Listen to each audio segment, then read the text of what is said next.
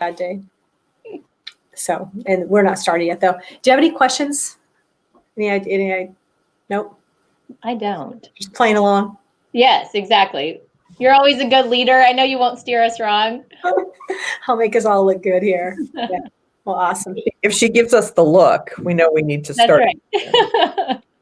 Yeah, it'll be easy. So we'll just get started. We'll go about 20 minutes or so, or 30, 20, 25. And it's basically around gratitude. So if you're not following what I'm doing 40 days of gratitude. So you guys will be, actually your story will come out probably this will come out in the next couple of days.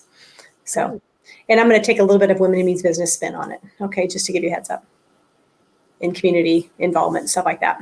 How about that? Fair enough. Well, here we go. Hey, Zach, we're rolling. Welcome back to Small Changes, Big Shifts, Building Rhythm and Resilience. Well, I could tell you that I've got special guests, but every day I'm having a special guest and they all mean something to me, else I wouldn't have invited them. And there's many other people I could have invited, but these ones really stuck out like a good thumb, maybe a good green thumb, not a sore thumb, a good thumb. And I think about my life from personal, professional, and then I divide those into different categories and mentors and gurus and sisters. And so today, joining me today is Rita Cortes and Rachel Sexton. They're both from Women Who Means Business. I knew Rita before Women Who Means Business because of some of our community work. And I happened to be in Women Who Means Business because Rita nominated me.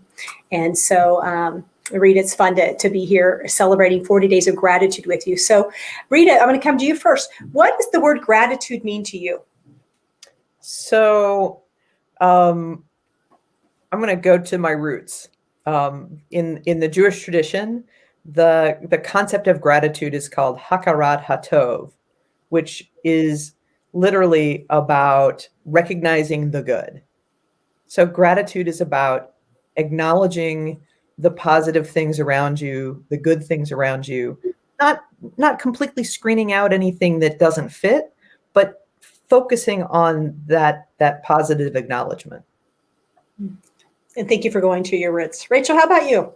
I like that. I love what Rita said. And mine is also about being very intentional and about, you use that gesture, I think, Rita, and I think of that similarly when I think about what gratitude means, that I need to stay focused on my blessings and what has been given to me so that hopefully I can channel that out and kind of pay it forward, because sometimes I catch myself thinking, wow, I'm really grateful that I'm not in this position, or I'm grateful that I don't have that same tragedy, or that something unfortunate has not happened to me. And I have to catch myself from going to a place where gratitude becomes more of a competition, or I'm comparing my life to someone else's, because it's all relative. And someone could say, thank goodness I'm not some workaholic mom in the Midwest with 5 kids. So I realize that if I am saying the same thing, that first, I don't want to look at gratitude as the opposite of pity, by thinking about someone whose situation might not seem something to be as grateful for, that I really want to stick with what should I be grateful for today. Well, it sounds like making it pretty personal. I thought about celebrating you too. I wanted to celebrate, of course, our Women Who Means Business sisterhood and friendship, and Rita for inviting me to apply to be in the club. The club, it sounds so crazy, but it's really just around a bunch of great people. And there's great people everywhere. That's why I said we're celebrating different areas. Rita, we're also in Hellsberg mentoring program together, which is awesome. And but you guys do so much for the community. And I really focus on that aspect today. And so Rita, you want to talk a little bit about your role? I kind of would like your job, I can't imagine being more lucky, truly, than being able to help a board run a foundation.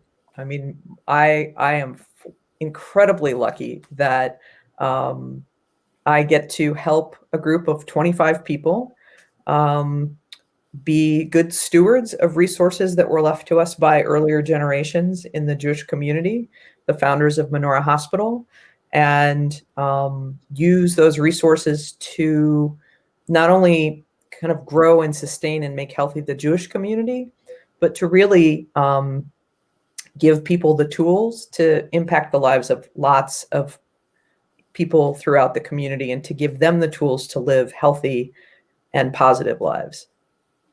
Rita, when you think about your journey, you do have this giving, caring heart. Can you tell me a story of when you were under 30, of maybe witnessing that from a grandparent, a parent, a community leader that really sticks with you, and one reason why you want to pay it forward? So I have to give credit to my parents. From the earliest memories of my life, it was about being conscious of doing for others, not in a way that was detrimental to oneself, but the notion that recognizing other people for the good in them, taking steps to, in the Jewish tradition, it's called tikkun olam, to repair the world, having an obligation to engage in acts of justice and in acts of goodness. That was a responsibility. That wasn't even, to be honest, a choice. It was a responsibility that from my earliest age, my parents made very clear was part of the tradition that I was to carry on. And I can't even think of a time that it wasn't something I was conscious of. And my parents were two very different people. My father was Mr. Positive, still is, fortunately. My mother, maybe you call her a realist, but she wasn't always the sparkling eye of positivity. But somehow between those two, I was given this gift of owing to the community, from the very earliest stage. Rachel, you said a little bit ago, 5 kids, plus you are a businesswoman who's making shift happen. So what about you? What about under the age of 20? Can you think of a story that helped you set your tone for your gracious heart? You're so gracious and you're so kind. Thank you. You've been extremely kind. You've been extremely kind to me. So can you think of where that seed got planted? Well, what a compliment, because I think the exact same of you. And actually, Rita, that also makes me feel really good to see what an amazing person you are, because I feel like my husband and I are very much in those roles that you described of your parents, that I am kind of the glass is not half full, the glass is 75% full, that if you can keep thinking positive, that you will be able to find more good in things, whereas my husband is more of a realist. So I always wonder, how is that going to impact our kids? But I can remember growing up, my parents were both, I think, very grateful people and instilled that in us. And I'm the oldest of 5. But in particular, my mom was so great about seeing the people who maybe were the underdogs, the kids at school who were kind of left out, and the ones who, when she comes to me when I'm in 6th grade and at this, pivotal time of really wanting to look like this cool kid, and says, "Oh, guess what? You're going to Worlds of Fun this weekend with a girl that nobody else was, hanging out with, that I wasn't even close with," whose parent had called my mom to say, "Can Rachel come with my daughter?" And I was mortified and devastated. And how could you do this to me? And then looking back, and it wasn't, that year, or maybe even in my teens, that I came to appreciate that. But looking back as a parent myself and seeing all the ways that my mother did that. And there was a young girl who was a friend's sister who had a brain injury, and she wasn't in school with us. But every time we did something, my mom would always invite her. And I can even remember my mom, we went to a movie once, and Stephanie came with us, and my mom parked in a handicap spot because it was very hard for Stephanie to move around, and she didn't have a handicap tag because this was not a normal part of what we did. And some man started yelling at her, and my mom just started advocating for Stephanie and telling this man, what she was going through, and for him to have some compassion. So she was always showing us that, really, by the way that she took care of not only her own family, but the larger community. Well, speaking of kids, what are your age ranges? 15, 13, 9, 5, and 2. If you asked your 15-year-old what they thought gratitude was, what would they say to you? I'd have to, get him out of bed because it's, 4 o'clock on a Sunday. So, I think that's kind of a hard one at 15 and a 15-year-old son, that sometimes I just hope that it's getting through to him, and that he is grateful, because I think I felt the same way at 15, that, oh my gosh, is this really my life? And looking more at the negative. But I just hope that we're priming him with enough to see the positive. And he goes to Rockhurst, so I think we're also trying to instill that by going to mass regularly and letting him see that through our faith, that hopefully what he doesn't get from us, that he will at least get from the community that we're putting him in.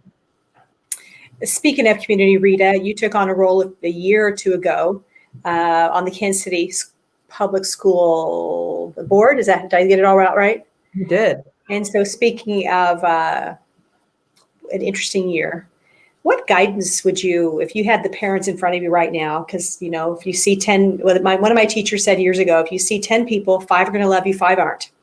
That's just the way the universe is.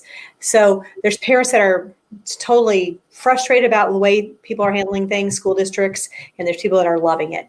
What kind of guidance or words of wisdom would you want to share with them? I think the biggest words of wisdom would be, don't judge yourself too harshly and give grace to others. Because, right, there's so much psychology out there that says that we as humans don't navigate uncertainty well. Right? That's not really what we're wired for. We're wired for task, do.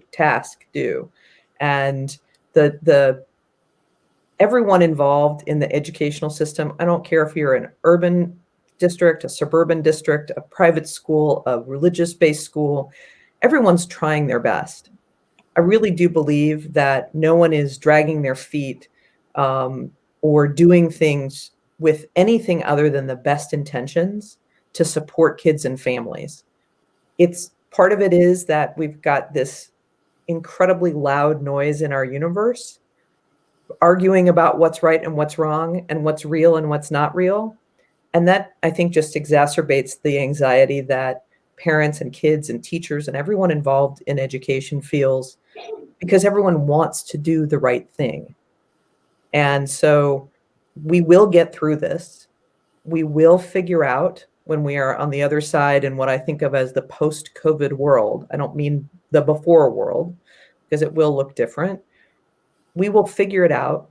We'll figure out how to accelerate kids in their learning. We will figure out how to pick them up and hold them up and lift them up and their families. But we don't have all the answers. And anybody who pretends that they do is not being honest, right? Because we're going to navigate uncertainty for a while. So, well, that's part of this series, 40 Days of Gratitude, is just trying to reframe and refocus. And I have to tell you, I don't know about you guys, but when I'm focusing on something like this, it's hard for me to sit over here and suck my thumb because I'm not able to do this or that or see my friends, etc. I'm seeing my friends. I'm just not, breaking bread with my friends. Well, speaking of COVID, Rachel, you said you guys are your family's just recovering from COVID. So Yeah. COVID really exists? It is real. And we have heard so many terrible stories of people who have not been as fortunate. Luckily for us, it came on as bad cold symptoms. We were all exhausted. The 15, 13, and 9-year-old all tested positive, as did my husband and I. And the 5-year-old and 2-year-old have just had sniffles. The 5-year-old has had one negative test. We're waiting on the next one because we're hoping that she is positive so that she can get out of quarantine sooner, go through the isolation. If not, I think she's not done until pretty late in the month of December. And I keep asking her when I hear her sneeze, are you feeling sick? And she says, Mom, do you want me to be sick? Because she knows that we're saying it would be good if you had a positive test. But we've been very fortunate that we have gotten through it relatively unscathed. I'm curious. Now I'm going to change from my gratitude hat to my wellness doctor hat. Is the family taking vitamin D? No, we are not. I'm just curious, thinking about all the research that's coming out now and about vitamin D, and I just was curious. So I should look at our vitamins because we are a huge vitamin family. I think every day I dole out between the 7 of us 20, 25 pills. So maybe between their multivitamins, maybe there's a big dose of vitamin D in there somewhere. well, we'll just D for I don't know what's a good word for D. I don't know. Dynamite. Positive dynamite. I like that. I like that. When you think about Women Who Means Business, can you think of a story of gratitude? A million. I mean, there are so many. Just even over the course of talking with you and Rita, I'm so grateful that Rita nominated you because I feel like you are just the quintessential woman who means business and kind of the straw that stirs the drink, that you're always there to greet everyone. And that is going to be one of the things I most look forward to post-COVID, getting one of the famous Dr. Robin hugs that just makes you feel like $1,000,000. But I think just I could find something that I'm grateful for in every single person that I have met through Women Who Mean Business. It is such an absolute gift, just an incredible group of people. Rita, you're early on. I think, are you year 1 or year 2? I think maybe year 2. I'm not 100% sure. People ask me that, and I'm like, well, my hair's not that gray, but yeah, I think it was the 2nd or 3rd year of the program. Yeah, and I agree with Rachel. There's just so many wonderful stories. But do you have anything that sticks out? Maybe back in the day when it was 50 of you, not 500. Actually, so my story was really going to be about now, which is the conversation group that you and Ethel and Patrice and Marquita got started. I think it was actually you and Marquita got started through Women Who Mean Business, and the relationships that have already grown out of those conversations. And Marquita's suggestion of the monthly buddy connection, and the number of women who I didn't know. I mean, the interesting thing about so many years ago, first of all, if I got in, the standards were lower. And second of all, the relationships were very much about business. Now, a lot of those women have become my very close friends over the years. But to me, what you are convening, what you and Marquita are convening each month is precisely what we should be about, right? We're about connecting with each other, understanding the struggles that we're having, and being there to hold each other up. So, well, it's building bridges, and I don't want to steal the thunder because Marquita is going to be on with a couple of other Women Who Means Business here in a few weeks. But thinking about how can you build a bridge, and I believe that gratitude is a bridge between us, between the world, between the community that you're trying to help, Rita, between your kids, Rachel, and then the work you do at BPR, and how do we just continue to help make the world. And Rita, you said the word gratitude. There's a word you used earlier, not leave it better. What did you say? Recognizing the good. Recognizing the good, but there's something anyhow. And Janie Cubbage was on. I don't know if you know Janie. Do you know Janie? We grew up together. Yes. Yeah. So Janie has been my not my longest patient, but my second to longest patient. But she's been the most consistent patient for almost 30 years. I've seen her once a month for about 30 years. Is that crazy? That's amazing. She said that on the show, so I'm not breaking any laws. But she said the same thing you said about kind of not paying it forward, but I'll have to go back and listen to the show. And a responsibility. It's an obligation to do good. It's not just something that you do because it feels good. You do it because you have a responsibility. It is a responsibility. Well, I want to wrap up our show today. But first of all, I'll say thank you so much for what you mean in my life, and Rachel for allowing me to speak and share with your groups, and then just the encouragements that you send my way, little notes. And Rita, thank you for the many memories we have. We have lots of great times before Women Who Means Business, and we've had, of course, a lot after that. And thanks for nominating me. So I'm curious, do you have a gratitude quote you want to share, either one of you? Yes. One that I think about often is, without gratitude, what was extraordinary yesterday is ordinary today. That's a good one. Rita, how about you? So mine is from a Jewish text called Pirkei Avot, which means the ethics of the fathers. And it's very simple. Who is rich? those who rejoice in their own portion. Say that again, will you? Who is rich? Those who rejoice in their own portion.